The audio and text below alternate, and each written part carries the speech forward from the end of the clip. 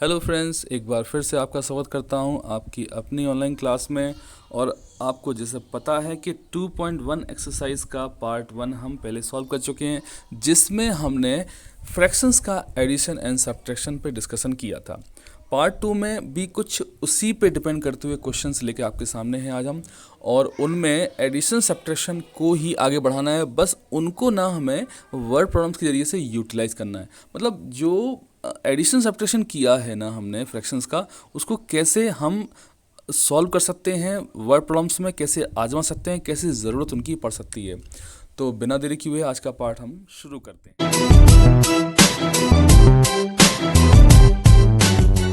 3 अब हमारे सामने है, इसमें लिखा है in a magic square the sum of the numbers in each row in each column and along its diagonals is the same, is this a magic square. दोस्तों मैं आपको बता दूं, मैजिक स्क्वायर का मतलब कुछ मैजिक करने वाला स्क्वायर नहीं है। इसमें क्या है कि रो के अलोंग में जो नंबर्स दिए हुए हैं उन सभी का सम, और कॉलम के अलोंग में जो नंबर्स दिए हुए हैं उन सभी का सम, और डायगोनल्स के अलोंग में जो नंबर्स दिए हुए हैं उन सभी का सम इक्वल आने वाला है। तो ऐसे हमारे पास टोटल 8 स्टेप्स हो जाते हैं, क्योंकि 3 रोज़ हैं, 3 कॉलम्स हैं और 2 डायगोनल्स हैं हमारे पास। इन सभी में नंबर्स का जो सम है वो इक्वल आएगा, इसी वजह से इसको मैजिक स्क्वायर कहा गया है। अब क्वेश्चन भी आपके सामने यही है, is this a magic square, मतलब चेक करना है कि ये मैजिक स्क्वायर है या नहीं। तो इसमें हमें जो नंबर्स दिए हुए हैं वो फ्रैक्शंस हैं, और फ्रैक्शंस का एडिशन सब्ट्रैक्शन हम पहले प्रैक्टिस कर चुके हैं दोस्तों। अगर आपने उनकी प्रैक्टिस नहीं कर पाई है या पिछला पार्ट इस एक्सरसाइज का नहीं देख पाया है, तो आप इस आई बटन पर जा करके पहले उसको समझ सकते हैं, उसके बाद हम प्रोसेस में आगे बढ़ लेंगे।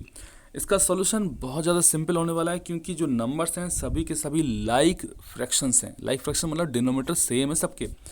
तो इसमें करना क्या है, जब हम R1 यानी फर्स्ट रो के अलोंग में इनका सम निकालेंगे, आप फर्स्ट रो को चेक करेंगे तो आपको मिलेगा 4/9, 4/11, 9/11 एंड 2/11। ये तीनों ही फ्रैक्शंस हमारे पास हैं और इन सभी को ऐड करना है। तो जब लाइक फ्रैक्शंस हैं, इस वजह से इसमें डिनोमिनेटर तो एलसीएम रूप में बन जाएगा सेम 11, और न्यूमरेटर्स को हम ऐड कर देंगे। तो ऐड किया तो 4 + 9 + 2 हो जाता है 15, और ये 15/11 हमारे पास आ गया है।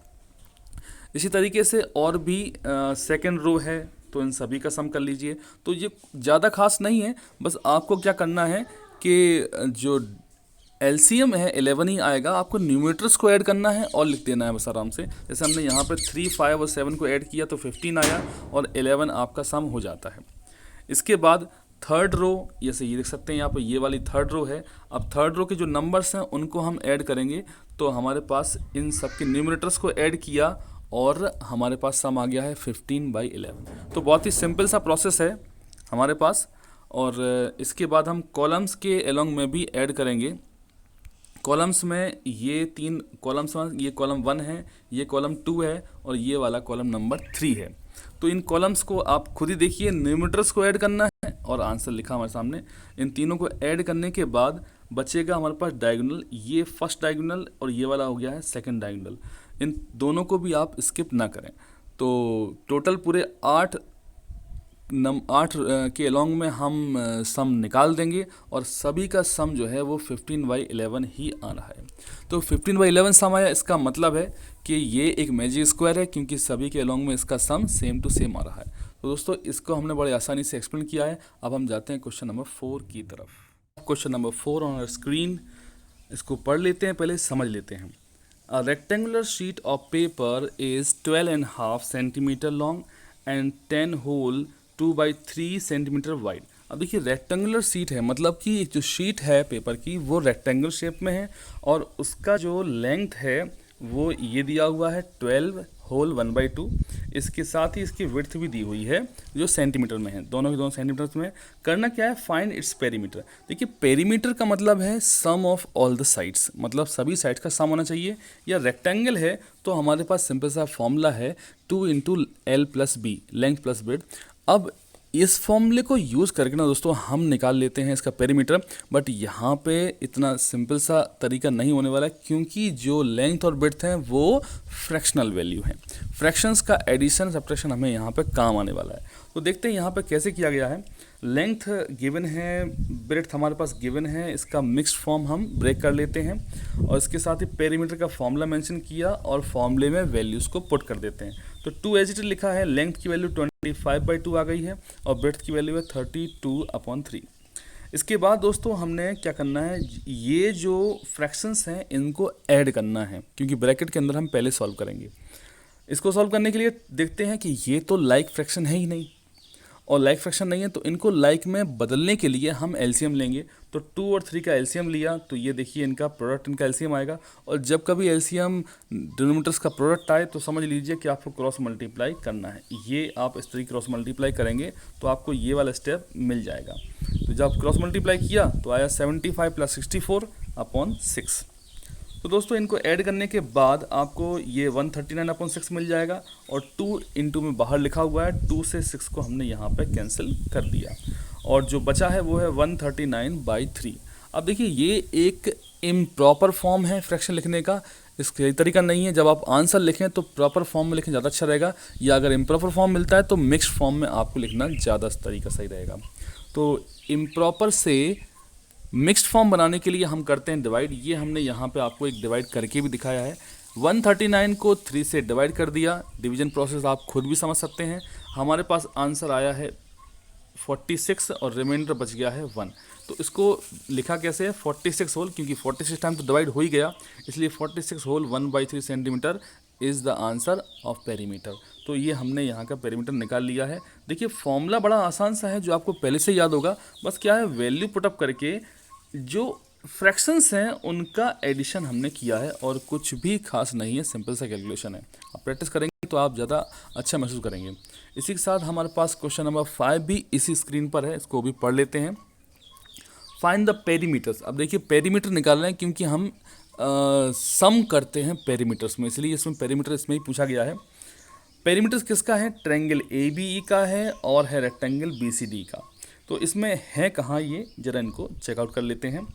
देखिए एक तो ट्रायंगल है ये वाला यहाँ पे ABE, तो इसका पेरीमीटर निकालना है और इसमें तीनों की साइड जो है ना वो दी हुई है फ्रैक्शनल फॉर्म में, एक आध दो तो इसमें हमारे पास मिक्स्ड फॉर्म में भी दी हुई हैं, और साथ में ही एक रेक्टेंगल भी है जिसका नाम इन्होंने यहाँ पे BCDE लिखा हुआ है। अब BCDE में भी हमें निकालना है पेरीमीटर, और आपको लास्ट में ये भी बताना है हुज पेरीमीटर इज़ ग्रेटर, किसका पेरीमीटर बड़ा है।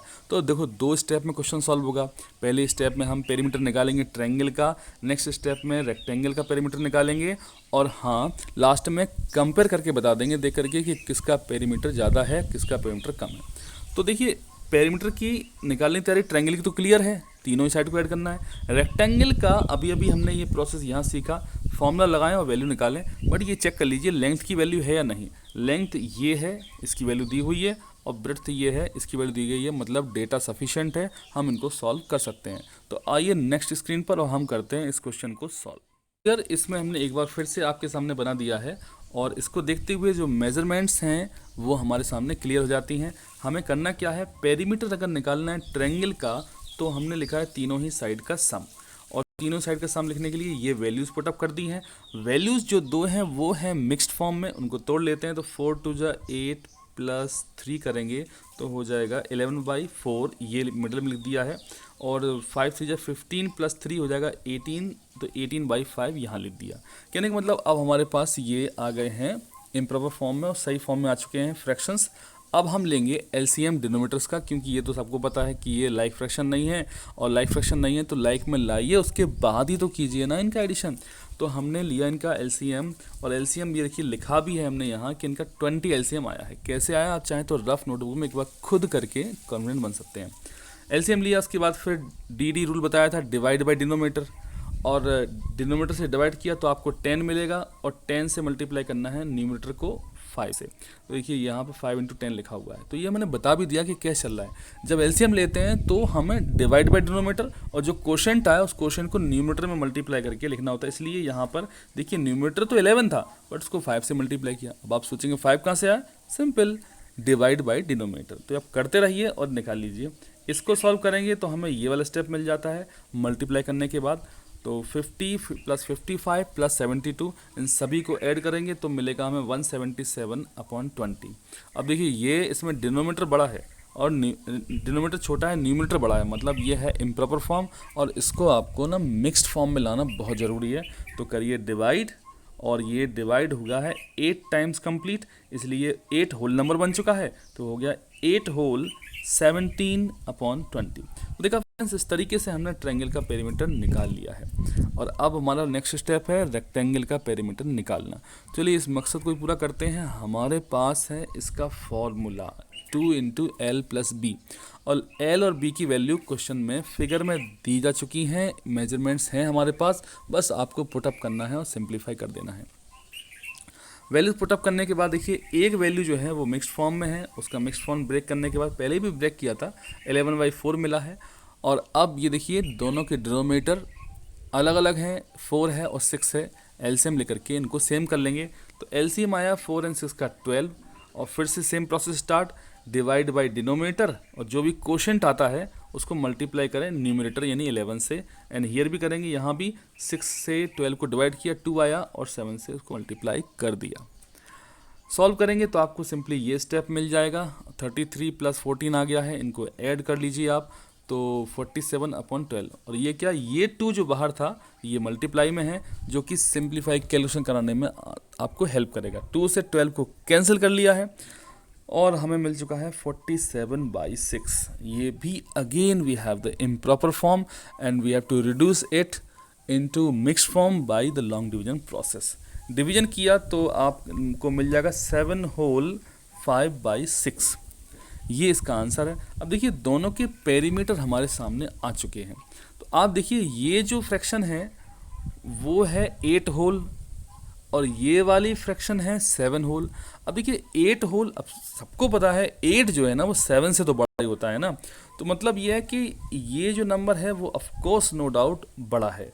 तो देखिए हमने मेंशन भी किया है कि 8 होल वाला जो नंबर है वो 7 होल वाले नंबर से बड़ा है, ग्रेटर है। इसका मतलब है कि पेरीमीटर ट्रायंगल का ज़्यादा है। तो मेंशन भी किया हमने यहाँ पे conclusion, this the perimeter of triangle A B is greater than the perimeter of rectangle. This is the simple answer. तो फ्रेंड्स ये हमने आज क्वेश्चन नंबर 3, 4 एंड 5 सॉल्व किए हैं, जो कि कम्प्लीटली बेस्ड ऑन थे एडिशन पे, एडिशन ऑफ फ्रैक्शंस पे। तो आप उनकी प्रैक्टिस करिए ज़रूर, और पिछले वीडियो से रिवीजन करते हुए आप ध्यान रखिएगा एडिशन अच्छे से प्रैक्टिस जरूर कर लें। वैसे तो क्लास 6 में भी आप सीख चुके हैं तो अच्छा रहेगा। और एक रिक्वेस्ट है लास्ट में कि अगर आपको वीडियोस हमारे पसंद आए तो प्लीज़ लाइक ज़रूर किया करें, और आप पूरा वीडियो देखें और आराम से समझने की कोशिश करें। एक बार तो आप ज़रूर समझें अच्छे से। तो आप अगले क्वेश्चन के लिए हम मिलेंगे नेक्स्ट टाइम, और तब तक के लिए अपना ख्याल रखें। Thank you so much.